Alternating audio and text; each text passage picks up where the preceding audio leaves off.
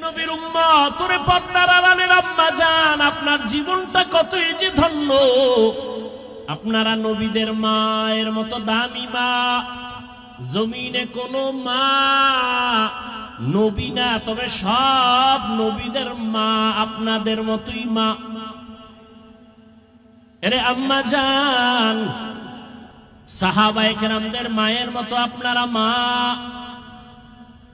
হাফেজে কোরআন এখানে 4টা না 5 জন সন্তান, 4 জনের মাথায় পাগড়ি দিলাম, কোরআনওয়ালা হাফেজ হয়ে গেছে। এদের সিনার ভেতরে 30 পারা কোরআন আল্লাহ মুখস্থ করায় রেখেছেন। এদের মা এদের বাবা কত ধন্য। আজ গলাচিপার এই মাঠের ভেতরে হাজারো হাজারো আল্লাহর প্রিয় বান্দাদের সামনে তাদের মাথায় পাগড়ি কেন? বলে তারা কোরআনের হাফেজ হয়েছে। খবর নিয়ে তাকিয়ে দেখো, আজ ওদের মা বাবার ঈদের মতো আনন্দ। মহিলা সবার কাছে বলে, জাননি আমার ছেলে আজ পাগড়ি নিয়েছে, কোরআনের হাফেজ হয়েছে।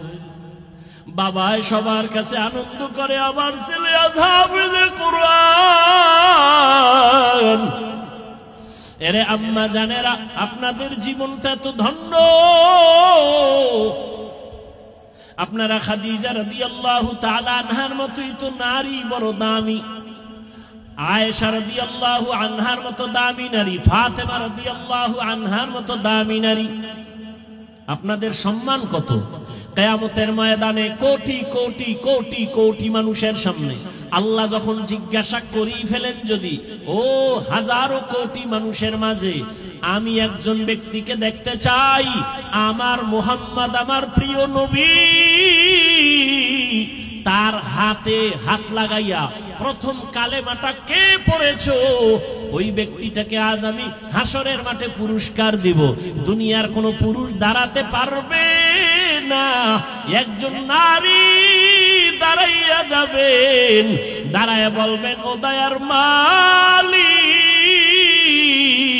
আপনার বন্ধুর হাতে প্রথম কালেমাওয়ালা আমি নারী, একজন খাদিজা রাদিয়াল্লাহু আনহা। আল্লাহ যদি বলে ফেলেন কিয়ামতের ময়দানে, আমার দ্বীন ইসলামের জন্য জীবন দিতে গিয়া প্রথম শহীদ কে হয়েছে? গলা কাটা শহীদ। একজন পুরুষও দাঁড়াতে পারবে না। একজন নারী দাঁড়ায় বলবেন, হে মালিক,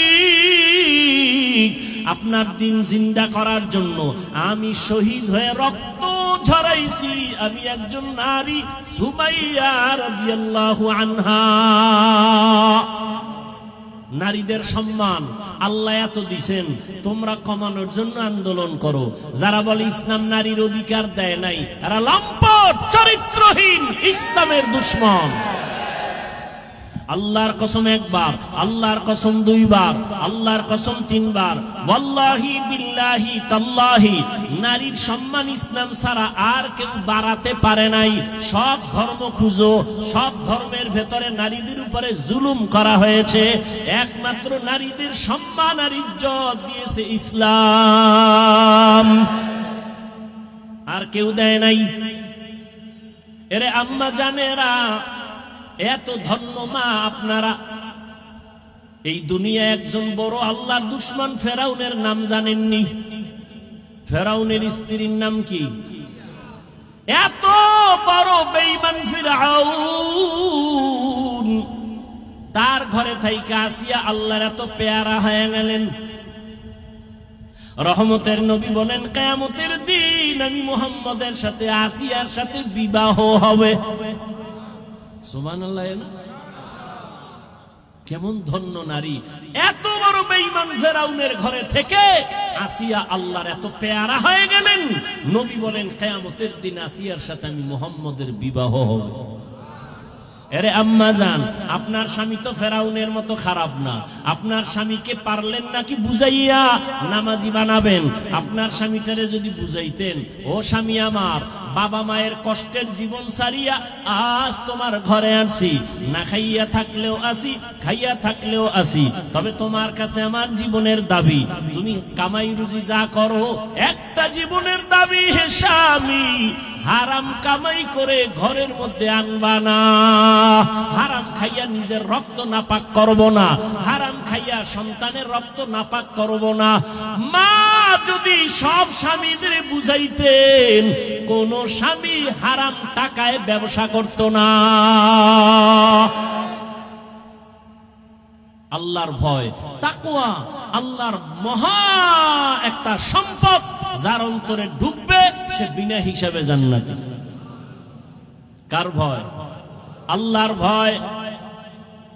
ওমরে ফারুক রাদিয়াল্লাহু তাআলা দিনের বেলা মানুষের বিচার করেন, রাতের বেলা ঘুরে ঘুরে মানুষের কি হালাত গোপনে গোপনে দেখেন। ঘুরতে ঘুরতে ওমর বাগানের ভিতরে ঢুকলেন, পাহাড়ের পাশে দেখে বাতি জ্বলে, রাতের বেলা বাতি জ্বলে। ওমর গিয়া কাছে দাঁড়ায় দেখে একটা ভাঙা ঘর, ঘরের মধ্যে নারীদের আওয়াজ। দুই নারী, একজন মা আর একটা মেয়ে। মা বলে, এই মেয়ে, আগামীকাল গাভীর দুধ বিক্রি করতে নিবি, পানি বেশি দিয়া নিবি। কে কয়? মা কয়। মা মেয়েকে। ওমর কই? খবর নেই। অজের আগ্রহ কমে গেছে না? ওমর কিন্তু ঘরের পেছনে দূরত্ব বজায় রেখে গোপনে দাঁড়ায় আছে শুনে। মা বলে, ওই কন্যাকে বলে, মা, এই মেয়ে কালকে গাভীর দুধ বিক্রি করতে নিবি, পানি বেশি মিশায় দিবি। মেয়ে কি কয়? মা, ওমর যদি শুনে কল্লা কেটে ফেলবে। মা বলে, ওমর তো শুনবে না। মেয়ে ডাক দিয়ে কয়, মা, ওমর যদিও শুনবে না, তবে ওমরের আল্লাহ তো শুনবেন। ওমর কই? ঘরের পাশে চুপ করে ওমর চলে গেছে। ওমরে ফারুক রাদিয়াল্লাহু তাআলা আনহু চলে গেলেন। পরের দিন আদালতে বৈশা ওই মেয়ে আর মাকে ডাকালেন। ভয়ে কাঁপতেছে, না জানি আর ফাঁসি হয়। কিন্তু না, হযরত ওমর আদালতে ডাইকা সম্মানের সাথে বললেন, ও ধন্য মেয়ের ধন্য মা, এমন একটা ফুটন্ত গোলাপ আপনার ঘরে পেয়েছেন, আপনার জীবনটা বড় ধন্য। আপনার মেয়েটা এত সুযোগ পাইয়াও আল্লাহর ভয় অন্তরে জমা রাখছে। আল্লাহর ভয়, তাকওয়া। আমি আজ আপনাকে ডাকছি, ভয় নাই, ভয় নাই। আপনি যদি খুশি হন, আমি ওমর চাই আপনার মেয়েটাকে আমার ছেলের জন্য বিবাহের বন্ধনে নিব। মা খুশি না বেজার? মা ডাক দিয়া কে, আলহামদুলিল্লাহ, খলিফাতুল মুসলিমিন ওমর আমার মেয়েকে তার পুত্র বধূ বানাতে চায়, আল্লাহ কবুল করো। ওই মেয়েটাকে ওমর তার ছেলের জন্য নিয়েছেন, বিবাহের বন্ধনে আবদ্ধ করে দিলেন। এবং এই মেয়ের গর্বের ধারায় আছে আর একটা আকাশের ফুটন্ত চাঁদ, ওমর ইবনে আব্দুল আজিজ। এরে আম্মা জানেরা, কয়দিন আর বাহাদুরি, মইরা গেলে কেউ নামও নিবে না। হ্যাঁ, ভালো ছেলে যদি রাইখা যান, তাহলে ওই ছেলের কারণে আপনিও দোয়া পাবেন। আর যদি ভালো ছেলে না রাখেন, দুনিয়ার কেউ আপনাকে চিনবে না, জানবে না। এরে আম্মা জানেরা, আপনার মতো কত মা এখনো আছে, পর্দা করে, হালাল ভাবে চলে, স্বামীর মাল খেয়ানত করে না, মোবাইলে সময় নষ্ট করে না। আপনি কেন পারবেন না? তওবা করে নেন। ও আমার কলিজার যুবক বাবারা, এখনো সময় আছে, মনটাকে বুঝাইয়া তওবা করো। তোমার মতো যুবক স্কুল কলেজে পড়ে, নামাজি অভাব নাই, তুমি কেন পারবা না? মনে মনে আল্লাহকে ডাকো, হে মালিক, জীবনে মনের চাহিদা পূরণ করতে গিয়া কত দাড়ি কাটলাম, কত নামাজ ছাড়লাম, বেপরদায় চললাম, কত পার্কে পার্কে ঘুরলাম। আজ থেকে তওবা করতে চাই, আর দাড়ি কাটবো না, বেপরদায় চলবো না, মা বাবার সাথে বেয়াদবি করব না, নবীজির আদর্শ মানিয়া চলবো, উলামায়ে কেরামের পরামর্শ নিয়ে চলবো, শিক্ষকের দোয়া নিয়ে চলবো। আল্লাহর কাছে খাঁটি মনে যদি তওবা করতে পারো, তুমি ডাক্তার হলেও তোমার জীবনটা ধন্য হয়ে যাবে, ইঞ্জিনিয়ার হলেও তোমার জীবন ধন্য, তুমি প্রফেসর হলেও তোমার জীবনটা বড় ধন্য হবে। ও বৃদ্ধ বাবাজি, আপনার মতো কত বাবারা মসজিদে গিয়া 5 বেলার নামাজ আদায় করে, আপনি কেন পারবেন না? আল্লাহর ধরা বড় কঠিন, আপনি ভুলে গেলে চলবে না। আল্লাহর কাছে এখনো সময় আছে, তওবা করে নেন। আল্লাহ পাক রব্বুল আলামিন কত যে দয়াময়, আবার তেমনি ভয়ঙ্কর। রহমতের নবী এশার নামাজ পড়ে আম্মাজান আয়েশার হুজরায় ঘুমায় গেলেন। তন্দ্রাচ্ছন্ন নবী বলেন, আমি ঘুমাইলে চোখ বন্ধ থাকে, আমার অন্তর ঘুমায় না। হঠাৎ করে রাতের গভীরে আমার কানের মধ্যে শুনি কে যেন কান্না করতেছে। নবী বলেন, আমার ঘুম ভেঙ্গে গেল, এই গভীর রাতে কে কান্না করে? রহমতের নবী বলেন, আমি উঠলাম, উঠিয়া আমি বিছানার থেকে বের হয়ে গেলাম, নজর দিয়া দেখি আমার হুজরার পাশেই তো মসজিদে নববী।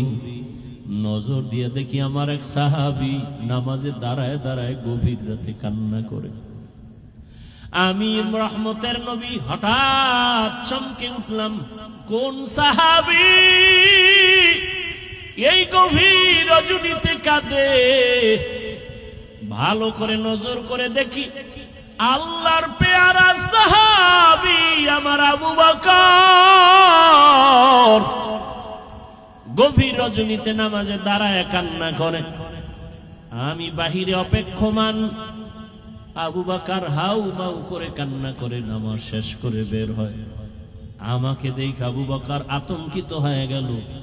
আমি প্রশ্ন করলাম, হে আবু বকর, আপনি গভীর রাতে নামাজে দাঁড়ায় কান্না করলেন কেন? আবু বকর চোখের পানি ছেড়ে বলেন, ইয়া রাসূলুল্লাহ, আল্লাহর আযাবের ভয় আমি নামাজে দাঁড়ায় কান্না করেছি, একটা আয়াত পড়ে পড়ে কাঁদছি। ইন্নাল্লাহা আশতারা মিনাল মুমিনিনা আনফুসাহুম ওয়া আমওয়ালাহুম বিআন্না লাহুমুল জান্নাহ। আল্লাহ পাক বলেছেন, মুমিনের জান মাল আমি আল্লাহ কিনে নিয়েছি, বিনিময়ে মুমিনকে জান্নাত দিয়েছি। নবী বলেন, আবু বকর এটা খুশির খবর, এখানে কান্নার কি পাইলেন? আবু বকর বলেন, ইয়া রাসূলুল্লাহ, আপনি জানেন আমি ব্যবসা করি, কাপড়ের দোকান দেই। আজকে সকালবেলা একজন মহিলা আমার দোকানে এসে বহুদিন আগের কেনা কাপড়টা ফিরাইয়া টাকা নিয়ে গেল। আমি প্রশ্ন করছিলাম, মা কেন কাপড় ফিরায় টাকা নেন?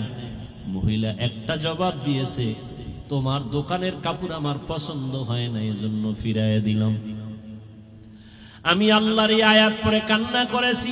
আল্লাহ যে বলেছেন মুমিনের জানমাল আমি নিলাম, মুমিনকে জান্নাত দিয়ে দিলাম, এখান থেকে আমার ভয়।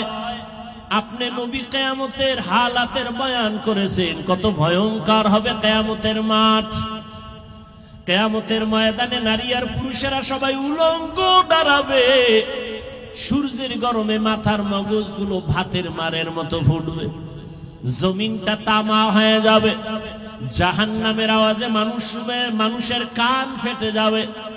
এমন এক হালাত হবে, ওই হাসরের মাঠে নবীরা যাদের গুনাহ নাই তারাও কান্না করে বেকারার হবেন। ওই অবস্থার মধ্যে যখন আল্লাহ এক এক করে ডাকবেন, আমি আবু বকরকে ডাক দিয়া যদি আল্লাহ বলেন, হে আবু বকর, আমি জান্নাতের সুসংবাদ দিলাম, কি আমল করেছো? আমি যদি আল্লাহর কাছে পেশ করি নামাজ, রোজা, তেলাওয়াত, ওই মহিলার মতোই যদি আল্লাহ বলেই ফেলে, ও আবু বকর, আমার জান্নাত আমাকে দেও, তোমার জানমাল নিয়ে জাহান্নামে যাও। আল্লাহ কেন বলে, যেইভাবে নামাজ পড়তে বলেছি ওইভাবে নামাজ আদায় করতে পারো নাই। আমি যেইভাবে তেলাওয়াত চাইছি ওইভাবে তেলাওয়াত তুমি আমাকে দাও নাই।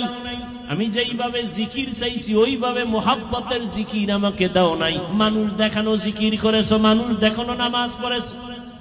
তখন আল্লাহ যদি বেজার হইয়াই বসেন, আমার জাহান্নাম ছাড়া উপায় হবে না।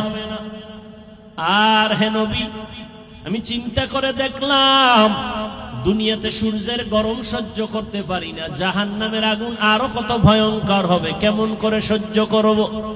এই ভয় আমি কান্না করেছি। রহমতের নবী কাঁদেন আর বলেন, আবু বকর, ওই হাসরের ময়দানের কথা যখন আমার মনে পড়ে আমিও চোখের পানি ধরে রাখতে পারি না। কিয়ামতের ময়দানে কেমন ভয়ঙ্কর অবস্থা হবে যে নবীরা কান্না শুরু করবেন, আমার উম্মতের কি হালাত হবে। এর এলাকার মুসলমান, হে যুবক ও পর্দার আড়ালের মা বোনেরা ও বৃদ্ধ বাবাজি, দুনিয়াতে একটা সূর্যের গরম সহ্য করা যায় না, মশার কামড় সহ্য করা যায় না। গুনাহ নিয়ে কবরে গেলে জাহান্নামের আগুনের গরম, হাসরের ময়দানে আরো কত ভয়ঙ্কর আযাব। এখনো সময় আছে, তওবা করে নেন। মনে মনে আল্লাহকে বলেন, হে আল্লাহ, দুনিয়ার রং তামাশায় সময় তো কম কাটাইলাম না, মন মতো ঘুরলাম ফিরলাম, আর কয়দিন বাঁচবো জানা নাই। এখন থেকে তওবার নিয়ত করে ফেললাম, আর জীবনে বেপরদায় চলবো না, নামাজ ছাড়বো না, দাড়ি কাটবো না, মা বাবার দোয়া নিয়ে চলবো, শিক্ষকের দোয়া নিয়ে, উলামায়ে কেরামের দোয়া পরামর্শ নিয়ে নবীর আদর্শ মতো চলবো। তওবা করার মতো যদি কারো অন্তর তৈরি হয়, মুনাফিকি যদি অন্তরে না থাকে, খাঁটি তওবার নিয়ত যাদের আছে, দুটো হাত আমার আল্লাহকে দেখাইয়া দাও। আয় আল্লাহ, আমাদের হাতগুলো কবুল করে নেন, আমাদের তওবা কবুল করে নেন। আয় আল্লাহ, মরণ পর্যন্ত তওবার উপরে মজবুত হইয়া চলার মতো তৌফিক দান করেন, আমিন।